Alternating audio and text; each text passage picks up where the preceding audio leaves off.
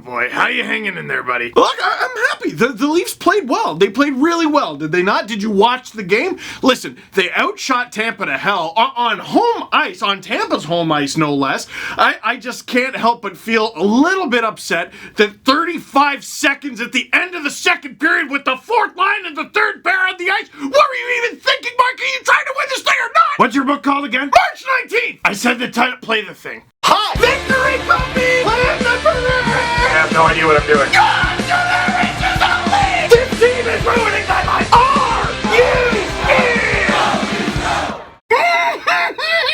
I am happy. Leafs lose 4-1 to the Tampa Bay Lightning, but I am happy. Listen, hey, have any of you ever heard of the process? And if you have, do you trust it? You oughta. Listen, ultimately, the Leafs outplayed Tampa, did they not? And that's great news, because the Leafs are trying to outplay Tampa, are they not? And it's the regular season still, is it not? So I am happy.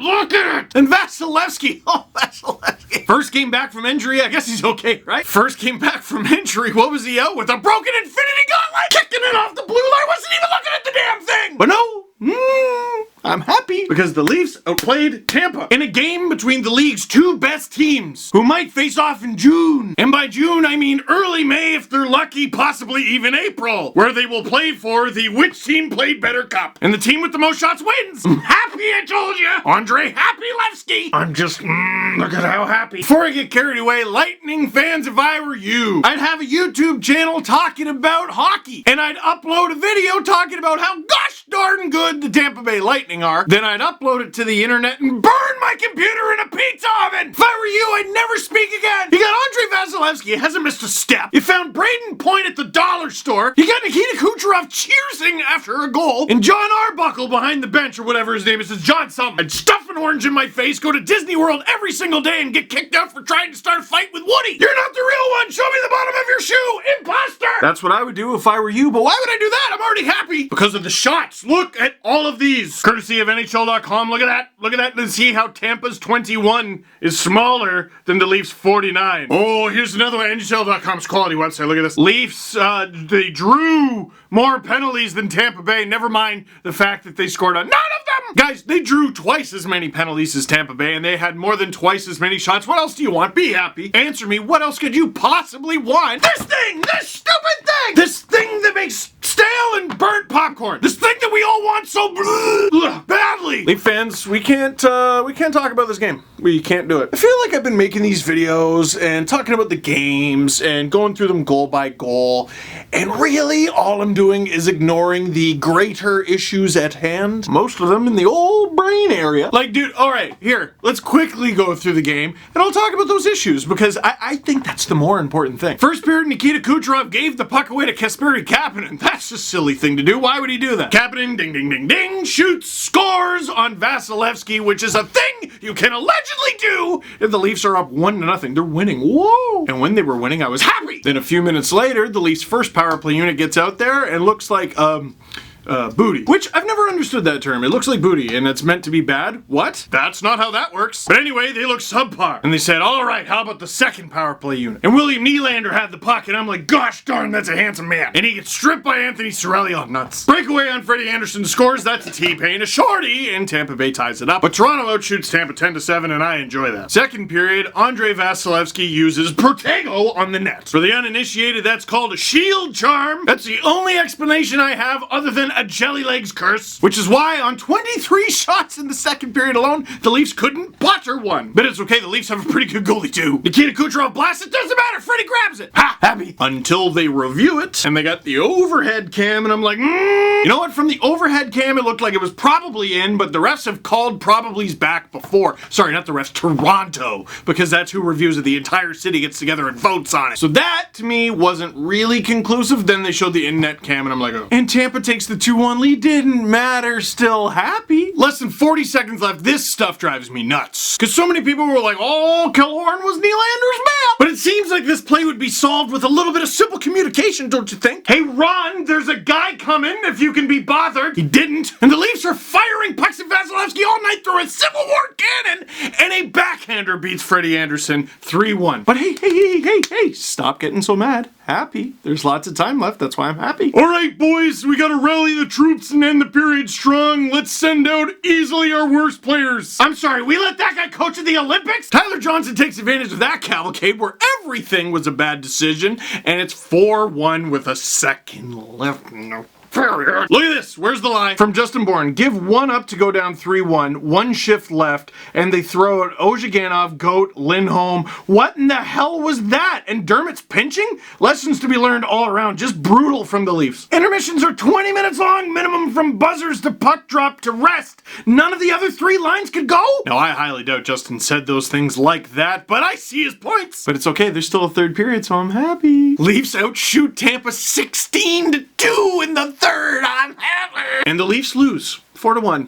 Vasilevsky stands on his freaking head. But it's okay. It's okay, Stevie Diddly Doodly Diddly. The Leafs outplayed them, Stevie Doodly Diddly. Don't overreact to this, Stevie Doodly. Oh, hell, diddly dang dong crap. Which brings us to the greater issue. Leaf fans were a little bit spoiled, okay? The team has been performing very well. They have over 20 wins already, and we're expecting popcorn. And we've gone from watching game to game to game, every regular season game, are we gonna make the playoffs or aren't we? To the regular season literally does not matter. All we want to see is, can this team do it in the playoffs? And they get smoked by Boston, in Boston, well again, beats Carolina, hooray, and then smoke Tampa in every category except the score. And I don't know if you can tell, but there's a little bit of a war going on between the, well, they actually played pretty good. The game winner was almost a save, it barely crossed the line. Ultimately, that went pretty good, and they're gonna play him 3 more times this regular season, maybe they'll get him next time. And then there's, I don't care, just win!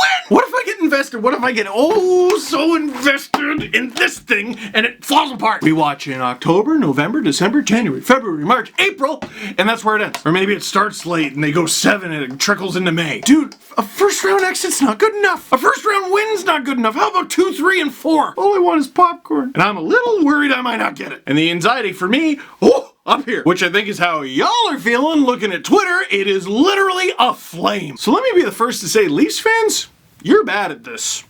We're bad at this. You know how they keep talking about, adjusting Willie to the lineup since he was out for so long and getting Matty's legs back under him after the injury? Dude, we don't know how to have a good team. We don't. Good teams lose sometimes, and sometimes to the Tampa Bay Lightning, they're kind of in first place. And after getting so good at it for so long, we've forgotten how to lose. And Willie is trash. Fire Babcock. Pietrangelo, please. For what? Just put him here. The Leafs lack toughness. 5 firsts and Nylander for Brett Pesce. And what all of that is a defense mechanism. The Leafs need to do this. The Leafs need to do that. Blah. They're not perfect. No, they're not perfect. That fourth line? Ew. No, stop that. Sorry I ever complimented them. That defense? Ew. No, stop that. I know Hainsey's Gatorade bottles full of prune juice. They got issues, man. They have issues when they win, too. So this whole freaking out after every single loss, you gotta cut it out. I mean, you don't have to cut it out, but you will burn out by the time the playoffs even begin. How are you gonna handle the stretch of a 1 round,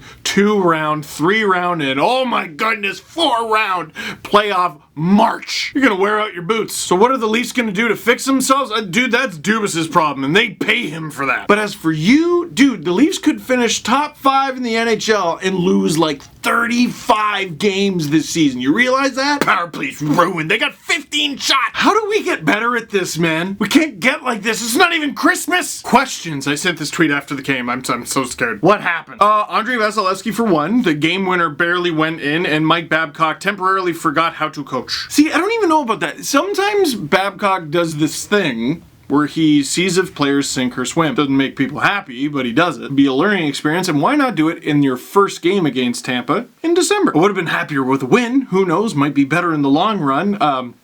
I'd love to know what the lesson is there. Should we even count shots anymore? Do they really matter? After I read that tweet, it went back in time to 2012 and got a job at a newspaper. Hi.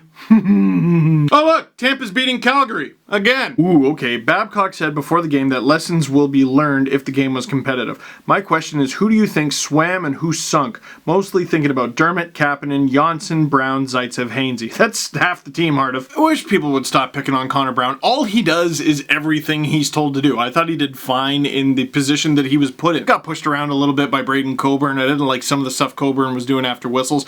When Hyman gets back, which is next game, you're not going to be able to do that. He's bigger and meaner. Dermott?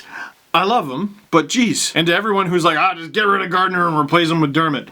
Yeah? The one shift in the game in particular that I could look at where Babcock might have been like, all right, sink or swim, was the final shift to the second. They sank. And I love Dermott, and he's going to be great, but he sank. Kapanen, clear swim. Janssen, clear swim. That line failed to score at 5-on-5, and at least 2 of those guys are on the power play. I thought they all looked great, though. Swim. Hainsey's old. What else is new? He's slow. And Zaitsev is are his hockey pants made of metal? I know I'm one to talk about something like this, but Zaitsev always skates like he's riding a bull or something. Is that normal? Look, Zaitsev's a jerk in front of the net, and he's feisty, and he just doesn't care about the opponents, and I like that about him, and I think that makes him a decent penalty killer. But handling the puck, decision making, the pinches, God! So there. Was Vasilevsky on a lucky streak? Curtis Joseph is one of the luckiest goalies to have ever played, and I think he's still top 5 in wins. And when he was with the Oilers, Don Cherry described him to a T on Rock'em Sock'em 8. They say you gotta be good to be lucky and lucky to be good. Cujo's lucky and he is good. That was Andrei Vasilevsky tonight. Also see Hasek, Dominic. How does your mom feel about this game? She feels the same thing that all the Leafs moms who were on this trip felt about this game. That she still believes in them and she's proud that they tried their best. One last thing. This is my book. I just did a proofread. I think there needs to be at least one more done by me, and there's proofreaders. All those yellow sticky notes are little edits. 326 pages, and that doesn't include Jeff Merrick's forward, which is long, and the acknowledgments and the dedication, and I don't know if there's going to be pictures. This team is ruining my life, but I love them. Comes out March 19th. Pre-order link down below. You can pre-order the paperback and the ebook, and in January, I'm going to be recording the audiobook myself. So that is it for this one. Thank you very much for watching. Click like if you like this video. Click subscribe if you really liked it. Tell all your friends that I hope you're happy. God, I want popcorn.